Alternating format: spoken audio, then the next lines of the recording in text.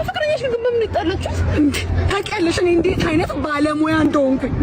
ባለፈው ለታ ምን አደረገኝ? ሽንኩርት እየወቀጥኩ እያለ እንዴ ሽንኩርት ወቅታል ቻላለ እየወቀጥ ከኔ ሙያ በልጦ ነው። ኧረ በፍጹም እሱ ይገርምሻል። የኔ እናት እሱ ይገርምሻል። አማቶች የተሰበሰቡ ከዛ እነሱ የመጡ ቀን እኔ ከነሱ አክብሮት ስላለኝ ገንፎ አብኩቼ ማቅረብ ልክ ሳቀርብ ምን ይሉኛል? ገንፎ ይቦካል አለች ሴትዮዋ። እና በዛ ታሮጊት አራሱ አይደለም።